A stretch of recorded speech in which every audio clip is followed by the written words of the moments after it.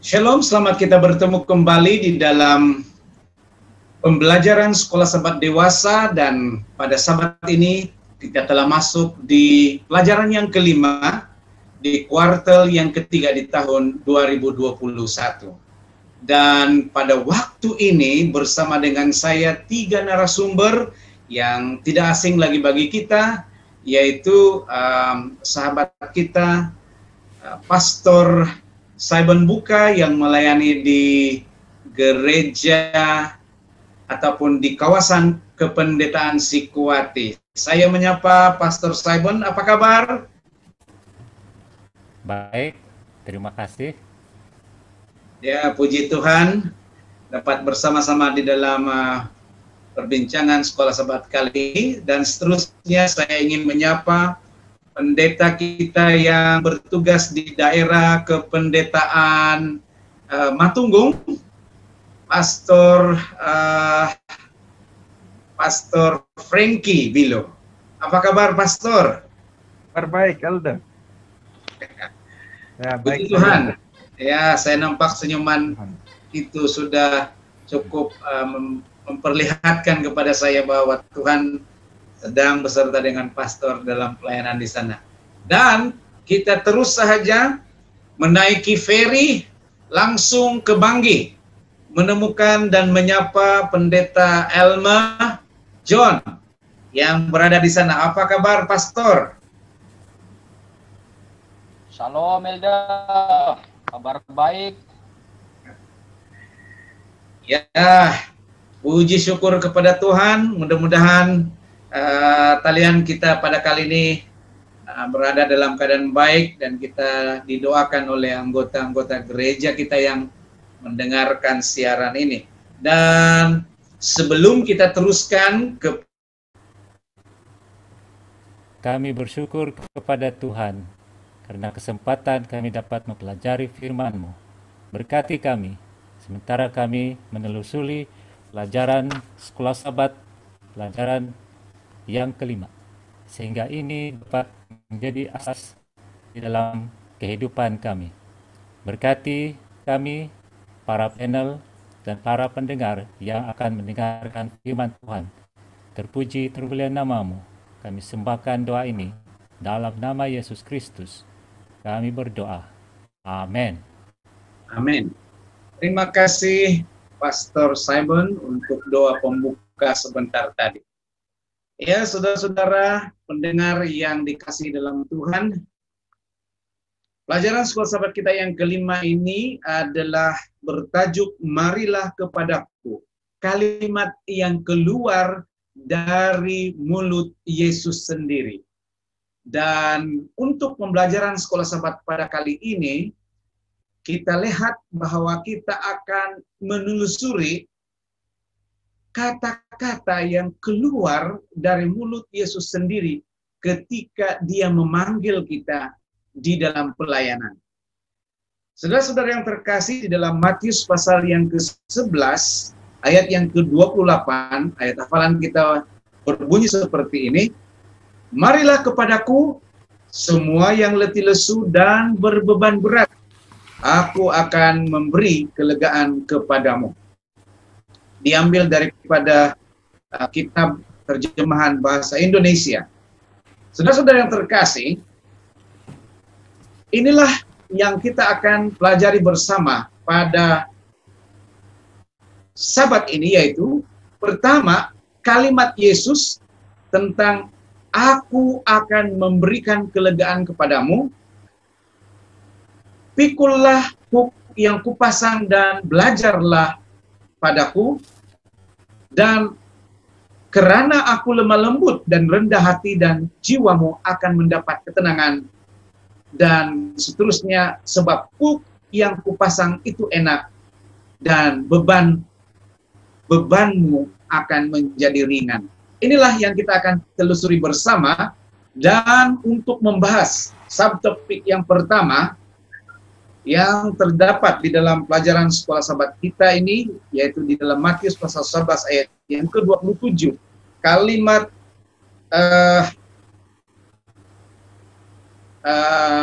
yang terdapat ya dalam Matius pasal 11 ayat yang ke-28 maksud saya, yang berjudul menurut subtopik ini ialah Aku akan memberi kelegaan kepadamu.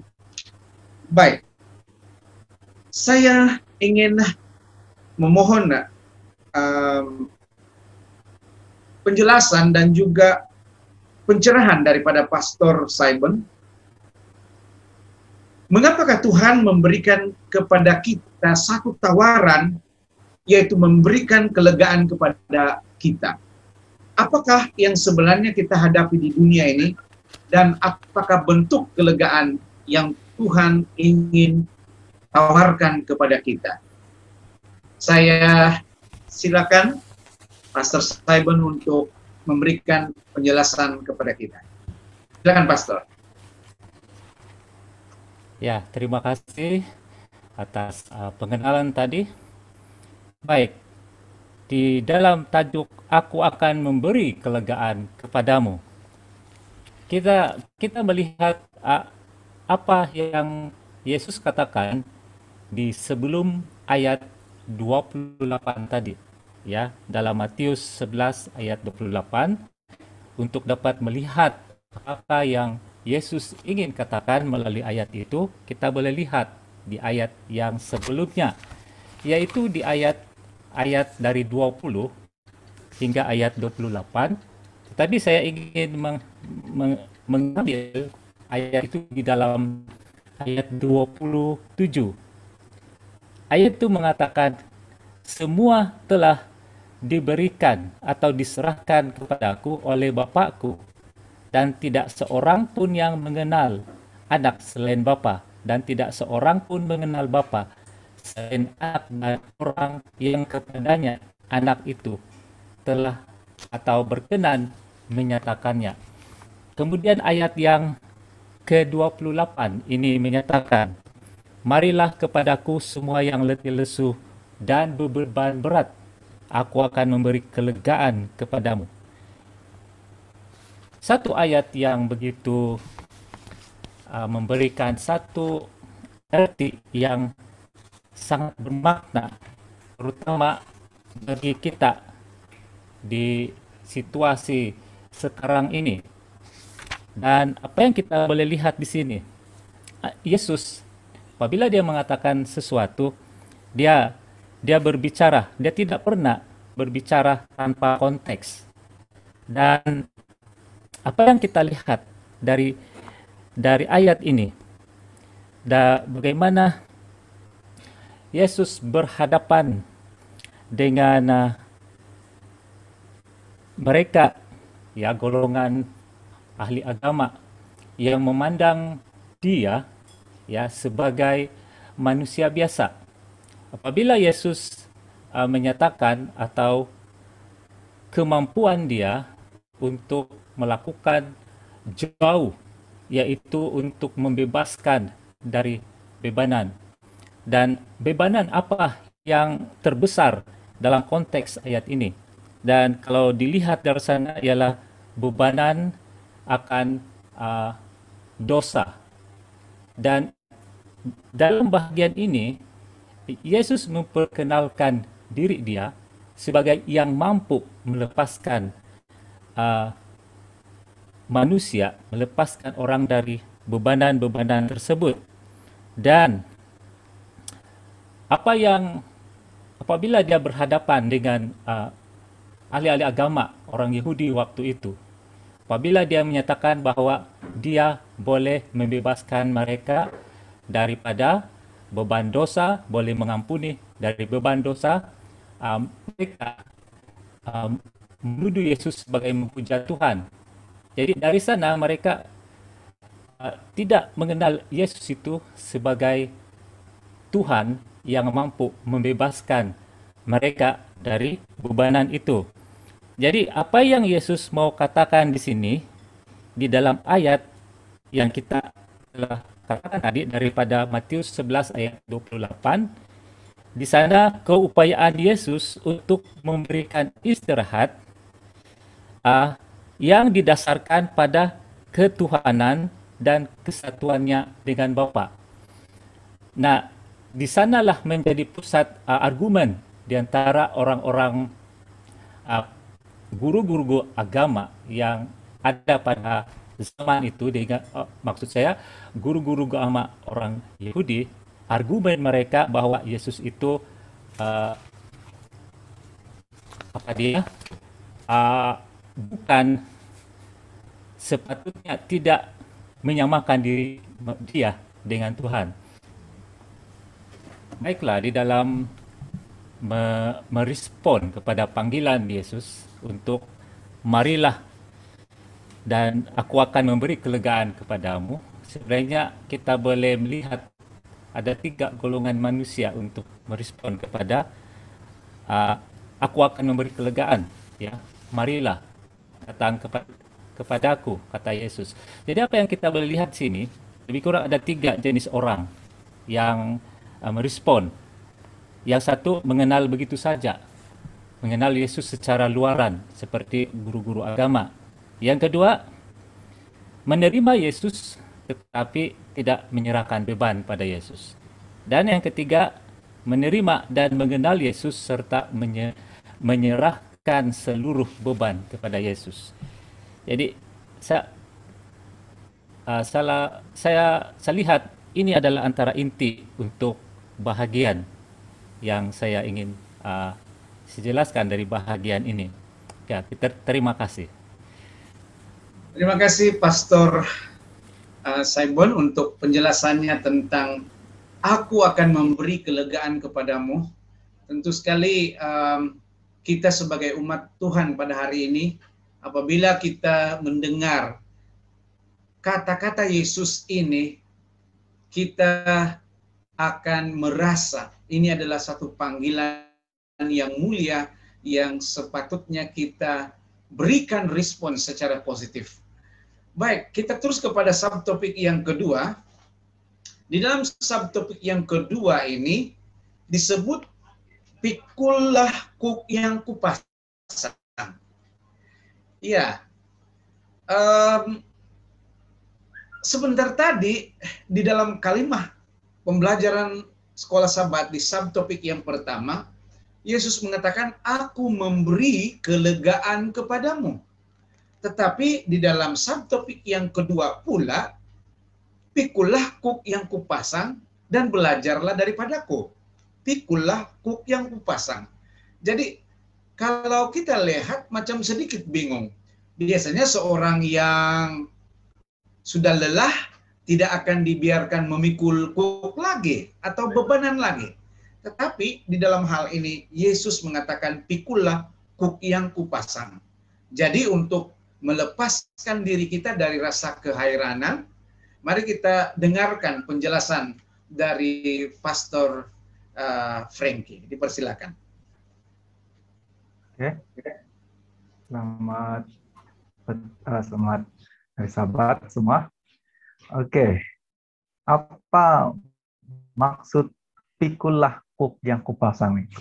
Jika kita lihat ilustrasi daripada ilustrasi petani kan, kalau kita lihat biasanya itu kuk, kalau kita nampak, kalau kita pergi sana sawah padi, kita akan nampak itu petani. Kalau dulu-dulu orang membajak itu sawah itu apa tuh yang tanah itu menggunakan lembu kan, ada 1-2 ekor lembu untuk dorang kasih pasang itu kuk di sini, dorang punya itu lembu punya leher.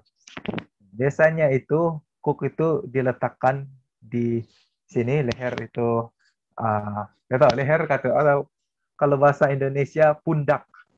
Kita kalau apa, kalau bahasa Melayu nggak tahu apa maksud dia tuh. Di ya kira leher itu lembu lah kan. Dia kasih tujuan dia adalah untuk memudahkan pekerjaan itu petani, yaitu dorang taruh itu apa, kuk itu di sini itu apa, di belakang itu lembu. Namun kuk itu juga merupakan suatu batasan. Jadi itu yang kalau kita nampak itu kuk kan, dorang itu lembu dia digunakan untuk membajak itu sawah, orang akan bila orang pasang itu kuk, orang tidak bebas untuk melakukan apa yang orang mau buat, tidak bebas untuk pergi mana-mana, hanya ikut saja itu step by step itu langkah yang kena suruh oleh itu tuan petani itu.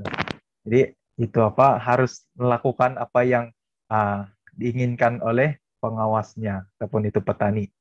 Jadi kalau kita lihat di sini dalam Matius 11 ayat 29 dikatakan, "Pikulah kuk yang kupasang dan belajarlah padaku, karena aku lemah lembut dan rendah hati, dan jiwamu akan mendapat ketenangan." Kita lihat di sini, kalau kita lihat di sini, marilah dikatakan dalam Matius 11 ayat 28 kan, dikatakan dua keharusan lainnya mengikuti dalam Matius 11 ayat 29, yaitu maksudnya di situ pikulah dan belajarlah, fokuskan perhatian para pendengar itu kepada Yesus. Jadi kita sebagai umat Tuhan, kita harus mengambil kuk daripada Yesus dan belajar daripada Dia.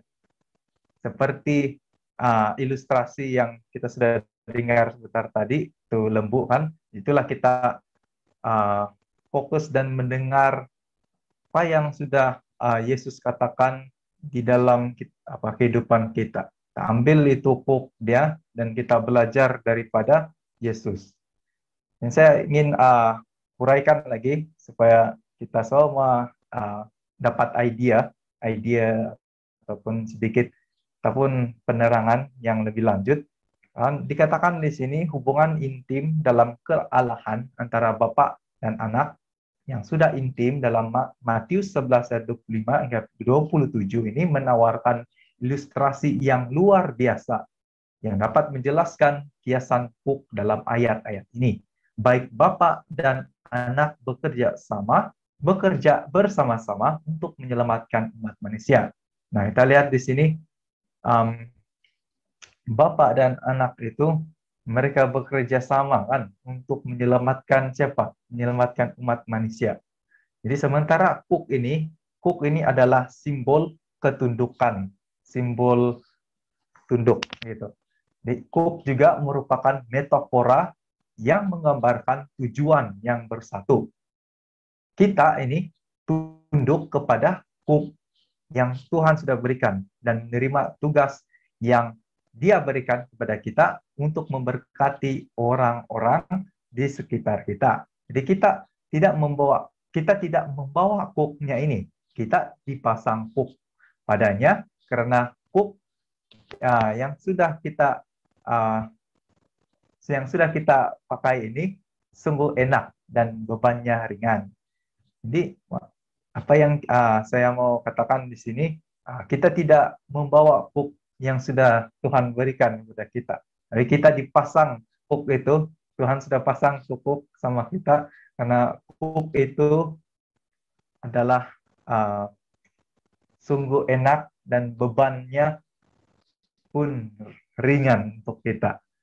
Jadi dikatakan di perintah yang kedua ini, belajarlah padaku. Dia kasih tegaskan konsep ini mendalam. Jadi dalam bahasa Yunani ini, kata kerja belajar ini terhubung dengan istilah murid. Jadi ketika kita belajar dari Kristus, dari Yesus Kristus, kita benar-benar menjadi murid-muridnya. Yaitu ada ketaatan di sana dan komitmen dalam karakteristik pemuridan. Nah, jadi kita lihat di sini, Yesus menempatkan kuknya itu pada kita. Untuk pengetahuan lebih lanjut, kenapa? Sebab itu kita mau tahu di sini, Yesus sudah tempat kuknya itu pada kita, sehingga beban kita ini lebih mudah untuk dipikul. Di sisi lain, kita tunduk pada kehendak Dia dengan menerima kuk yang sudah Yesus berikan. Dan oleh karena itu, kita belajar bekerja seperti yang Dia inginkan. Dan secara tidak langsung, kita ini juga menjadi rakan sekerja Yesus Kristus dengan memikul kuk yang Dia pasang. Jadi kita memiliki pekerjaan yang harus dilakukan dengan Dia dan untuk Dia. Jadi kita ada kita di sini, setiap kita di sini kita yang sudah dipanggil oleh Tuhan untuk dalam kehidupan kita. Jadi, apa yang sudah Tuhan perintahkan, apa yang sudah Tuhan berikan pada kita, jadi mari kita lakukan itu untuk kemuliaan nama-Nya, karena Tuhan sudah memberikan huk itu di dalam kehidupan kita, agar kita semua dapat belajar bagaimana untuk merendahkan hati dan belajar bagaimana untuk melakukan pekerjaan Tuhan di dalam kehidupan kita. Nah, inilah satu tujuan yang Yesus mau ajarkan dalam kehidupan kita, untuk merendahkan hati dan saling untuk belajar, dan secara tidak langsung juga kita juga melakukan pekerjaan ini untuk Dia di dunia yang kita hadapi pada saat ini. Nah, serba sedikit penerangan daripada saya. Saya kembalikan kepada moderator kita. Terima kasih. Terima kasih, Pastor Frankie.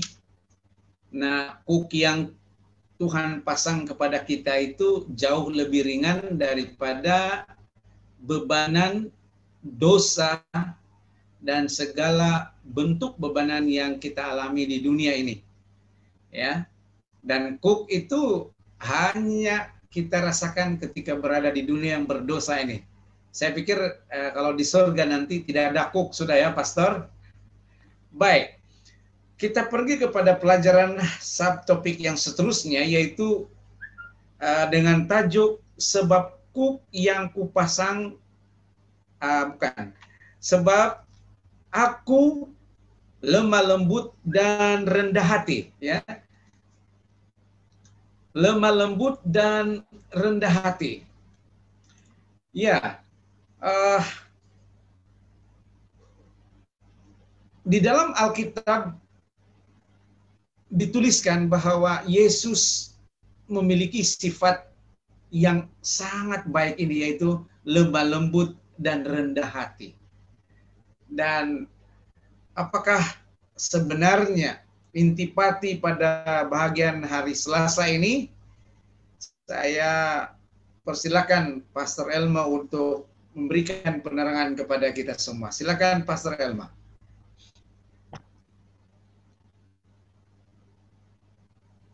Baik, shalom pada saudara-saudari yang dikasihi dalam nama Yesus Kristus, dimanapun kamu berada pada saat ini. Terima kasih Elda dengan jemputannya dan juga penerangannya serba sedikit. Nah, kita masuk kepada hari Selasa. Aku lemah lembut dan rendah hati. Nah, sangat luar biasa tajuk ini. Baru tajuk saja sudah kita melihat, sudah kita dapat gambaran bahwa gambaran ini fokus kepada Yesus Kristus. Dan pelajaran kita pada saat ini, Sabat yang kelima, yaitu tentang Yesus Kristus. Nah, sebelum saya berbicara lebih lanjut, saya senang membawa kita satu ayat dalam Alkitab, dalam Matius 5, ayat yang kelima. Apa dia kata di sini? Yesus Kristus berkata, saya baca di sini, berbahagialah orang yang lemah lembut, karena mereka akan memiliki bumi. Amin. Wah, luar biasa ini. Nah, kalau kita perhatikan pada saat ini, di dunia pada saat ini, adakah kelemah lembutan itu berada dalam diri kita masing-masing? Adakah? Ataupun adakah kelemah lembutan itu ada dalam keluarga kita? Ataupun kepada orang-orang yang lain sekitar kita? Nah, kalau kita melihat pelajaran pada saat ini, kita melihat bahwa Yesus memberi kita satu contoh yang terbaik untuk kita. Mempelajari bahwa dialah satu tauladan yang sangat berharga untuk kita dalam dunia yang berdosa pada saat ini. Sementara kita menanti kedatangan Yesus Kristus yang kedua kali. Nah, pelajaran ini juga mengatakan, Paulus menulis bahwa Yesus lemah lembut. Kita boleh baca dalam 2 Korintus 10:1. Seperti Musa. Kita boleh baca ini dalam Bilangan 12 ayat 3. Kelemah lembutan adalah sebuah roh kudus. Ini kelemah lembutan kita boleh lihat dalam Galatia 5 ayat 22 hingga 23. Saya rasa ayat ini selalu kita dengar apabila kanak-kanak sedang bernyanyi, bukan? Nah, setiap orang yang percaya harus bertindak dengan lemah lembut. Siapa yang percaya? Adakah orang-orang yang tidak mengenal Tuhan? Tidak, tapi kita sebagai pengikut Tuhan. Kelemah lembutan dan kerendahan hati, Yesus tidak berarti bahwa dia tidak dapat menjawab secara terus terang kepada lawan-lawannya. Nah, ini salah satu contoh. Apabila Yesus berada di dunia ini, bukanlah berarti dia tidak melawan kepada orang-orang yang mau menjatuhkan dia. Tapi oleh karena kelemah lembutan Yesus, dia menang atas semua yang dia alami di dunia ini. Dia bertindak baik dan tidak memaksakan kehendaknya dengan paksaan. Kerendahan hatinya jelas terlihat ketika ia menawarkan diri untuk disalibkan. Dia menjadi juru selamat kita. Siapa? Yesus Kristus. Dia adalah satu-satunya yang dapat membebaskan kita dari beban dosa dan juga meringankan penderitaan kita dan memberikan kita istirahat bagi kita. Nah, inilah pelajaran kita, yaitu dalam sekolah sahabat kita ini, yaitu istirahat dalam Kristus. Bagi kita sebagai manusia yang berdosa, istirahat yang sejati adalah kita percaya akan Tuhan dan beriman dengan Tuhan. Saya akan sedikit kesimpulan dari pelajaran ini tentang lemah lembut. Yesus bukan sahaja pengantara, tetapi juga pengganti. Yesus adalah teladan, tetapi tanpa salib, keselamatan tidak ada. Yesus sudah menjadi teladan, Yesus sudah menjadi bagi kita semua dari Yesus Kristus. Mungkin sampai di sini saja penerangan yang singkat ini, bagaimana Yesus adalah contoh lemah lembut dan juga moderator. Terima kasih Pastor Elma. Ya, sudah dihuraikan pengakuan dari ayat ini yang datangnya dari Yesus sendiri bahwa aku lemah lembut dan rendah hati. Panggilan Tuhan bukan dengan paksaan tetapi dengan panggilan yang begitu lemah lembut, dan dia mengajarkan kepada kita juga dengan cara yang begitu lemah lembut, dan di dalam kehidupannya tergambar kerendahan hatinya.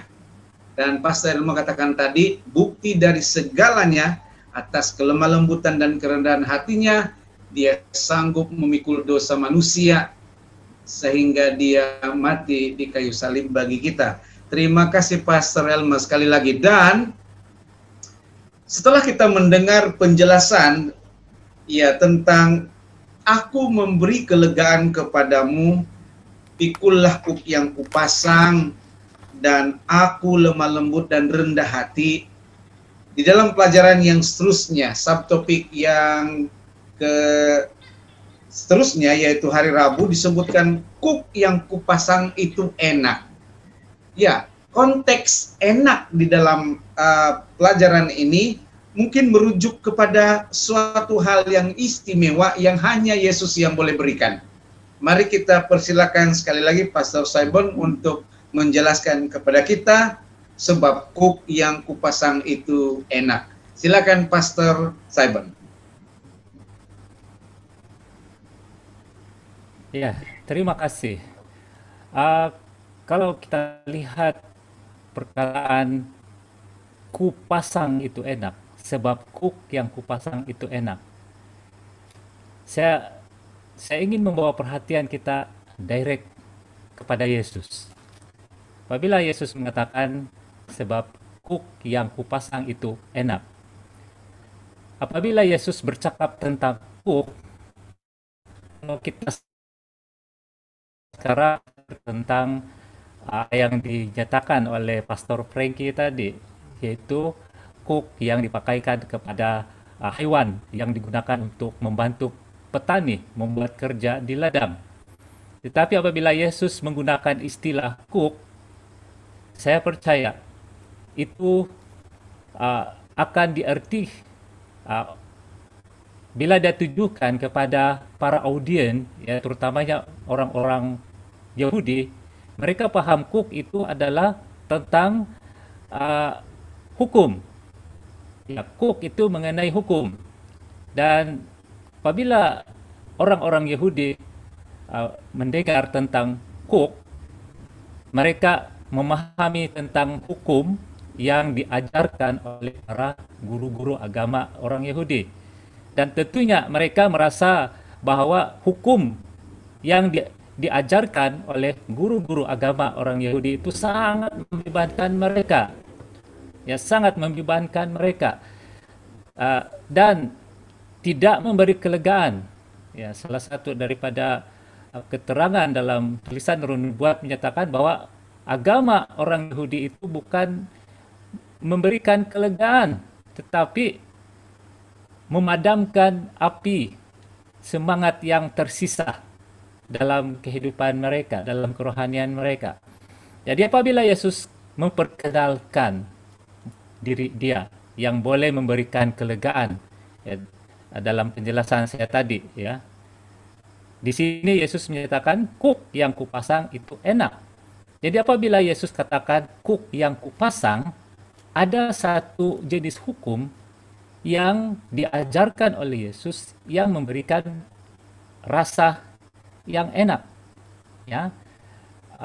Dan saya percaya para audien, ya, para pendengar yang mendengarkan apa yang Yesus jelaskan itu, mereka tertanya-tanya, mereka tertarik, kuk jenis apakah yang dikatakan oleh Yesus. Dan apa yang kita boleh lihat, apabila dikatakan enak di sini, dalam istilah yang diterjemahkan dalam bahasa Yunani, ya, enak itu baik, menyenangkan, berguna, mendatangkan kebaikan. Dan bila kita lihat maksud dari konteks latar belakang penggunaan kuk itu, kita akan lebih memahami kenapa Yesus menggunakan perkataan kuk itu sendiri. Dan kenapa Yesus gunakan perkataan enak, ya. Baik, ramai orang di sekitar kita menganggap undang-undang Tuhan itu berat, sukar dipatuhi, dan kadang-kadang tidak relevan. Itu yang kita selalu dengar. Hukum Tuhan itu susah mengikut. Ya. Dan bagaimana kita sebagai orang yang sudah mengenal tentang kebenaran, adalah bahagian kita, ya, untuk memperkenalkan, menginspirasikan bahwa ada keindahan di sebalik undang-undang itu atau hukum Tuhan. Namun kalau kita sendiri belum mengalami betapa enaknya kuk yang Tuhan berikan, bagaimana kita mau kongsikan dengan orang lain betapa indahnya, enaknya kuk itu. Dan apabila saya pelajari bahagian ini beberapa lama dahulu, antara ayat yang saya renungkan maksud dari ayat ini, saya dapati bahwa apabila Yesus katakan kuk, dia ada kaitan dengan satu relation atau hubungan dengan Tuhan. Dan hubungan ini terkait dengan hukum Tuhan. Hubungan dengan Yesus ada kaitannya dengan hukum Tuhan. Nah, jadi kuk ini, bila kita artikan lebih meluas, lebih mendalam, adalah satu komitmen, satu kehidupan yang terhubung dengan Yesus. Dan apa yang dikatakan oleh Pastor Franky tadi tentang kuk itu, apabila hewan seperti kerbau atau lembu dikenakan kuk, mereka akan fokus kepada kerja yang dikehendaki oleh tuannya. Dan apabila sapi atau lembu ini atau kerbau tidak dikenakan kuk, mereka boleh bersantai dan melakukan di sana aktiviti mereka. Dan kalau kita lihat konteks menyelesaikan kerja di ladang, tentu sekali kerbau atau sapi yang tidak dikenakan kuk itu tidak akan pernah menyelesaikan kerja. Tidak ada kerja yang dapat diselesaikan jika mereka tidak bersama dengan tuan mereka atau petani yang mengenakan kuk itu. Dan apa yang kita lihat daripada kuk yang kupasang itu enak, kenapa enak? Ya. Dan kalau kita lihat di sini, kuk yang dikenakan hubungan yang ada kaitannya dengan penurutan dan menghidupi kehidupan seperti Kristus itu enak, ya. Dan kalau kita lihat sini, hubungan dengan Yesus itu sangat berkait rapat dengan penurutan, sangat berkait rapat dengan pengalaman kerohanian. Dan tentu sekali, ya, orang yang memiliki hubungan dengan Yesus itu yang disebut sebagai diberikan kuk yang enak itu, tentu sekali mereka ini bukanlah orang yang sempurna. Ya, orang yang memiliki hubungan dengan Yesus, mereka yang mengenal Tuhan ini, tidak berarti mereka ini sama sekali tidak pernah melakukan kesalahan. Ya, sama seperti Raja Daud pada sabat yang lalu kita sudah belajar. Dia seorang yang mengasihi Tuhan. Dia seorang yang memiliki hubungan dengan Tuhan. Dia sangat meninggikan Tuhan. Tetapi kita melihat satu titik dalam hidupnya dia telah jatuh. Tetapi dia tidak lama dalam kejatuhannya. Apabila dia ditegur, dia kembali bertobat. Dan apa yang kita boleh lihat di sini, hubungan yang seperti itulah yang disebut enak, ya, enak sebab satu hubungan yang sentiasa ada, ya, hubungan yang walaupun jatuh tetap memegang erat dengan Tuhan, walaupun jatuh tetap terhubung dengan Yesus, ya. Dan berjalan bersama Yesus bukan selalu mudah, tetapi ia senantiasa baik dan adalah perkara yang betul untuk dilakukan. Tidak selalu mudah, ya, berjalan bersama Yesus, tetapi selalu baik. Dan itulah yang kita boleh artikan bahwa itulah yang memberi istilah enak itu. Enak, ya.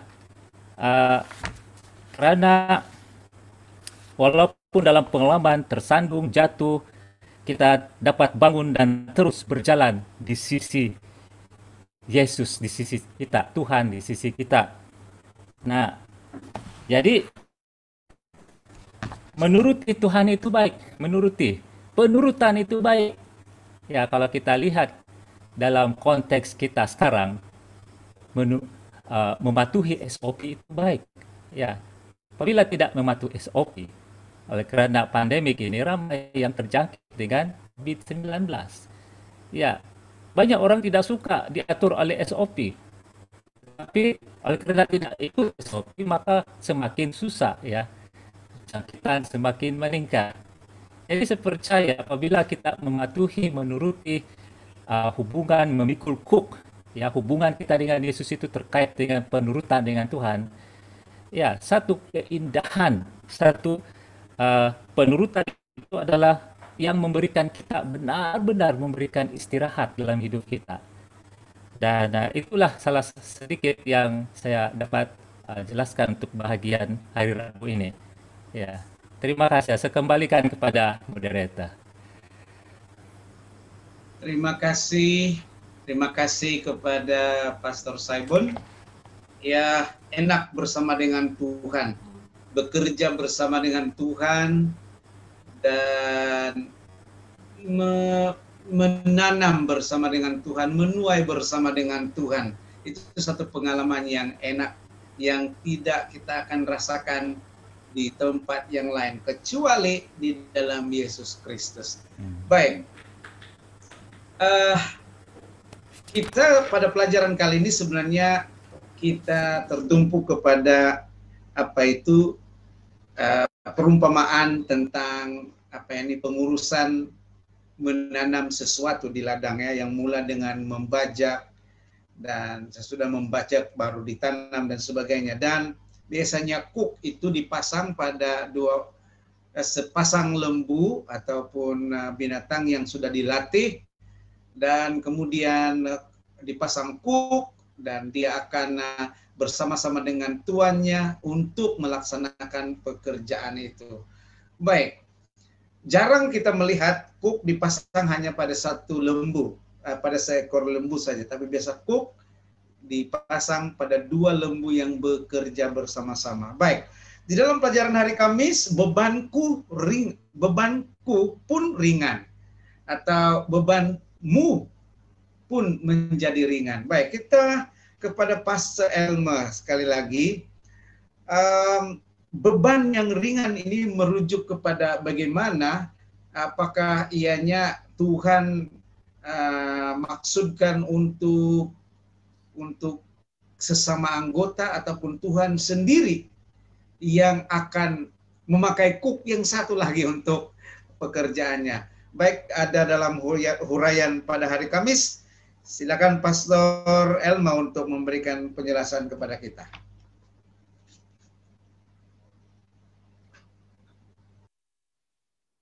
Baik, sekali lagi terima kasih Elda dengan satu soalan yang terbaik dan luar biasa. Baik, hari kesinambungan daripada pelajaran yang sudah disampaikan oleh Pastor Saibon tadi. Nah, pada saat ini, terlebih dahulu, saya membawa kita membaca dalam satu ayat, dalam Matius 11, ayat yang ke-30. Sebab kuk yang kupasang itu enak dan bebanku pun ringan. Selain pada itu, kita baca terus kepada Galatia 2, ayat yang ke-6. Kalau kita baca dalam Galatia 2 Galatia 6 ayat yang kedua berkata di sini, bertolong-tolonglah menanggung bebanmu, demikianlah kamu memenuhi hukum Kristus. Saudara-saudari, kita lihat kuk itu seperti mana Elder Robert sudah jelaskan tadi, bahwa kalau begitu juga dengan Pastor Frankie sudah menjelaskan bagaimana kuk itu. Nah, dalam kehidupan manusia, kalau sesebuah pekerjaan itu dilakukan dengan sendiri, agak mustahil kerja itu boleh disiapkan dengan cepat, ataupun agak mustahil itu kerja boleh dilakukan dengan sempurna. Boleh dilakukan, tapi mungkin ada sedikit cacat-cacat ataupun kurang baiklah yang boleh dilihat. Tapi bila mana ramai orang yang bersama-sama, bertolong-tolong ataupun bekerja sama dalam satu tugas, kerja itu lebih mudah. Nah, kalau kita lihat dalam hari Kamis ini, satu contoh yang terbaik yang boleh kita turuti dalam Alkitab, yaitu Musa. Bagaimana Musa dan ayah mertuanya, yaitu Yerot, yang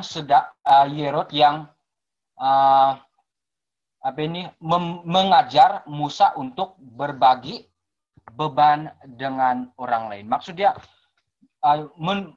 mertua Musa ini mengajar ataupun memberi sedikit pengetahuan bagaimana untuk mengatur bangsa yang begitu besar. Kita tahu bahwa bangsa Israel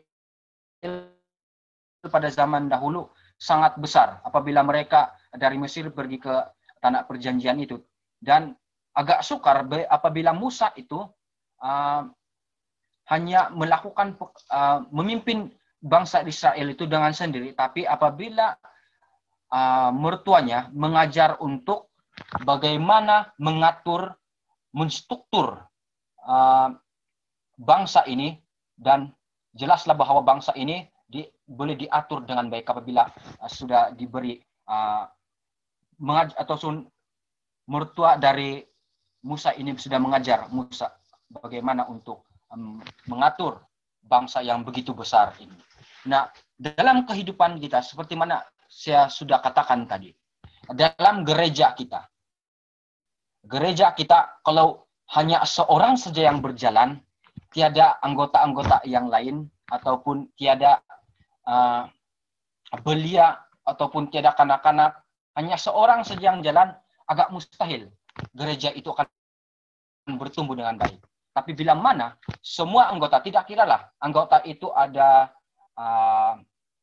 pangkat apakah ada pangkat di gereja, maksudnya LDK, ataupun ada jabatan di dalam gereja, ataupun apa-apalah tugas dalam gereja. Tidak kiralah kamu ada tugaskah, tidak tugaskah, tapi bila mana kita sudah bekerja sama, percaya dengan Tuhan bahwa penumbuhan gereja itu ataupun kebangunan gereja itu akan terus bertumbuh dengan baik. Nah, saya coba bagi sedikit kesimpulan daripada pelajaran ini. Mungkin lain saya tidak berapa baik, tapi kita coba teruskan. Ini adalah salah satu cabaran bagi kita ya untuk mengadakan pembelajaran dari segi online. Baik, satu kesimpulan yang saya boleh sampaikan sini, ada beberapa kesimpulan. Yesus berkata, sebab kuk yang kupasang itu enak dan bebanku pun ringan.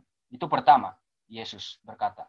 Yang kedua, Musa mendengar apa yang disarankan Yerot ataupun mertuanya untuk membangun struktur sehingga bebannya bisa dibagikan kepada orang lain. Ini kesimpulan yang boleh kita lihat daripada pelajaran hari Kamis ini. Yang ketiga, Yesus ingin untuk meringankan beban kita karena Yesus adalah pembawa beban terakhir. Sehingga tubuh kita diberi kekuatan untuk membawa beban yang ada. Seterusnya, yang keempat, semua orang membawa beban dan kita perlu menolong saudara kita dengan lemah lembut. Saling menanggung beban sehingga kita dapat melihat anugerah Allah dalam bekerja kehidupan kita. Yang terakhir, berbagi beban adalah kegiatan rohani yang membutuhkan kelemah lembutan dan menghasilkan balas kasihan. Amin. Nah, saudara-saudari, ini adalah tanggung jawab kita bersama agar kita dapat bersama-sama untuk bekerja sama dalam membangun gereja kita ataupun membangun anggota-anggota yang lain agar kita boleh bersatu dalam Yesus Kristus, agar kita terus menyerahkan sepenuhnya pekerjaan Tuhan itu dengan adanya kesatuan kita dalam Yesus Kristus. Jadi saudara-saudari, sampai di sini saja mungkin penerangan saya. Saya serahkan semula kepada moderator. Terima kasih. Terima kasih Pastor Elmo. Jadi beban yang berat menjadi ringan apabila masing-masing kita memakai kuk yang Tuhan beri di dalam gereja. Kalau ada orang yang sakit, oleh sebab kita memakai kuk, maka kita akan meringankan beban orang yang sakit itu sehingga dia tidak begitu merasakan kesan atau dampak daripada masalah yang dihadapinya. Kalau ada orang berkesusahan, kita sama-sama galas itu dengan kuk yang diberikan oleh Tuhan. Wah, terima kasih. Ini adalah satu cara kita untuk membangun di dalam jemaat kita. Baik, kita telah mempelajari begitu banyak tentang kata-kata yang diberikan oleh Yesus sendiri, mulai daripada ayat hafalan kita sehinggalah pada sub-sub topik yang kita telah lalui bersama. Untuk itu mari kita dengarkan apakah rangkuman keseluruhan yang dapat kita ambil sama-sama sebagai panduan kita di dalam kehidupan kita tentang pelawaan Yesus. Marilah kepadaku semua yang berbeban berat, yang sudah letih lesu, karena aku akan memberikan kelegaan kepadamu. Baik, di talian bersama dengan kita terus Pastor Frankie untuk memberikan kepada kita kesimpulan pembelajaran Sekolah Sabat untuk pelajaran yang kelima ini. Silakan Pastor Frankie. Baiklah,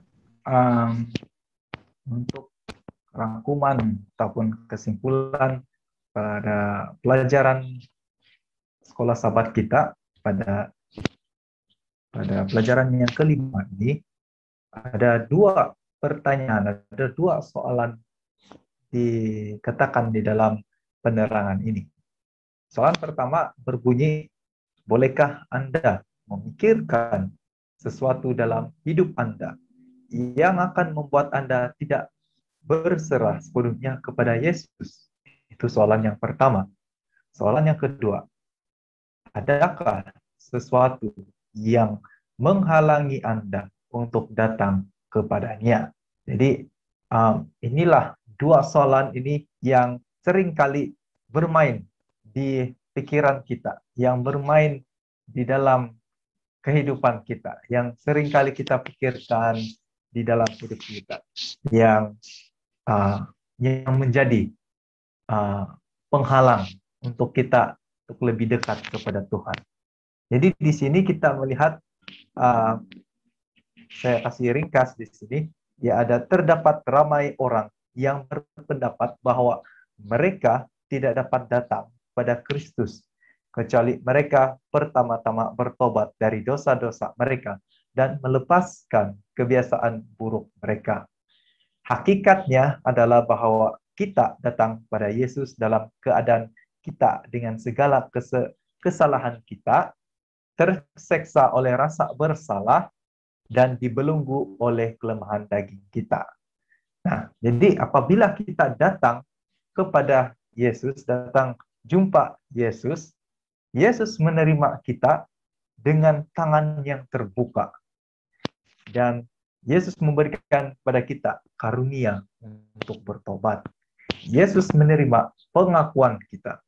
Yesus menerima kita sebagai anak lelaki dan anak perempuannya. Dan Yesus memperkasakan kita untuk mengatasinya. Ini maksudnya dikukkan. Dikukkan itu, diletakkan kuk itu dalam kita punya kehidupan dengan Yesus. Jadi kita menjadi makhluk yang baru dalam Kristus. Nah, jadi apa saja persoalan yang seringkali setiap kita masing-masing secara individu. Walaupun kita rasa, saya rasa saya tidak banyak dosa saya. Saya rasa gini silap saya, kesalahan saya. Bolehkah Yesus kasih mengampuni saya? Di kebanyakan kita seringkali berpikir begitu. Oleh sebab rasa bersalah kita, rasa yang kita pikir ini, saya rasa tidak harapan. Mungkin Tuhan tidak mau menerima saya, sebab saya adalah manusia yang kotor. Nah, sahabat, saudara dan saudari yang dikasihi Kristus, kita lihat di sini bahwa Tuhan ataupun Yesus sudah membuka jalan keselamatan buat kita semua. Dia sudah memberikan kita peluang untuk datang kepada Dia. Dan untuk apa kita malukan kepada Tuhan? Untuk apa kita rasa rasa macam begitu, yang kita ini yang kita rasa kita ini tidak layak. Jadi marilah datang kepadaku. Di dalam Matius 11 ayat 28 dikatakan sini, marilah datang kepadaku semua yang letih lesu dan berbeban berat, aku akan memberikan kelegaan kepadamu. Jadi saudara dan saudari yang dikasihi Kristus, marilah datang kepada Yesus, datang kepada Dia, karena Yesuslah yang akan memberikan kelegaan di dalam kehidupan Anda dan saya. Nah, jadi seruan kita untuk kita lakukan di dalam kehidupan kita selepas ini. Ada dua pernyataan ini dikatakan apa yang kita boleh mulakan hari kita bersama dengan Yesus.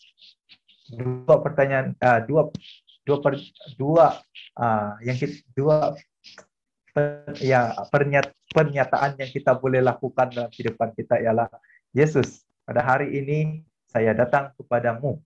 Saya mengakui bahwa Engkau adalah sumber kedamaianku, tujuanku, dan kegembiraanku dalam hidup.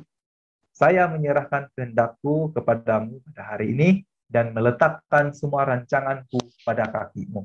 Dan seterusnya, Yesus, tunjukkan kepadaku apa saja dalam hidupku yang tidak selaras dengan kehendak-Mu. Di mana saya mempunyai sikap, perasaan, keinginan, dan tabiat yang bertentangan dengan kehendak-Mu. Tunjukkan kepadaku. Hari ini keinginan utama saya adalah untuk menyenangkan. Nah, saudara dan saudari yang dikasihi Kristus, marilah kita datang kepada Tuhan. Dia sedang menunggu kita untuk datang kepada Dia. Jangan ragu-ragu kepada Tuhan. Jangan rasa diri kita ini tidak layak. Ingatlah, Dia sedang menunggu kita. Dia sedang menunggu kita dengan hati yang terbuka untuk menerima kita. Jadi, ya, itu saja yang respon dari saya untuk rangkuman ini, pelajaran ini. Semoga Tuhan memberkati kita. Terima kasih. Iya, terima kasih kepada Pastor Frankie.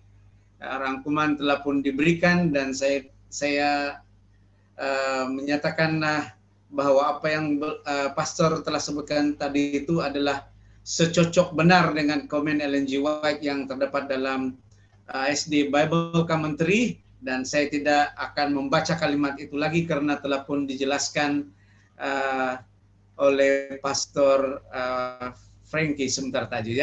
Jadi untuk masa ini saya berharap bahwa semua penonton dan pendengar Tingkan Media telah mendapat intipati daripada pembelajaran Sekolah Sabat untuk pelajaran yang kelima ini. Dan satu perkara yang kita perlu lakukan, jangan kita menanggung berat berseorangan, tetapi datanglah kepada Kristus, tinggalkan bebanmu, dan di dalam Kristus engkau akan mendapat kelegaan dari segala bebanan-bebananmu, baik secara fisikal maupun terlebih lagi di dalam rohani kita.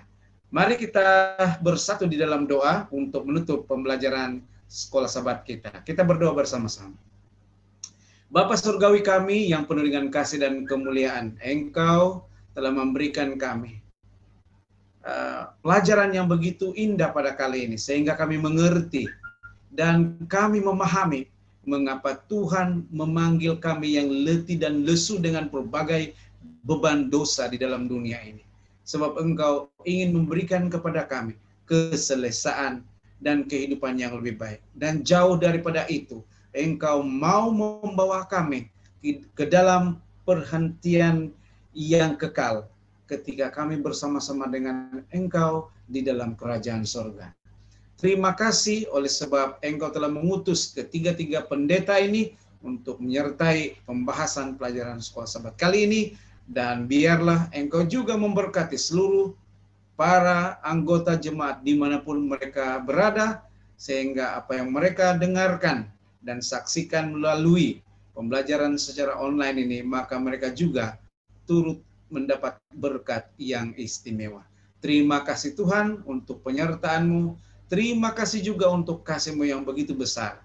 Kami berdoa di dalam nama Yesus Kristus, Juru Selamat dan Penebus kami. Amin.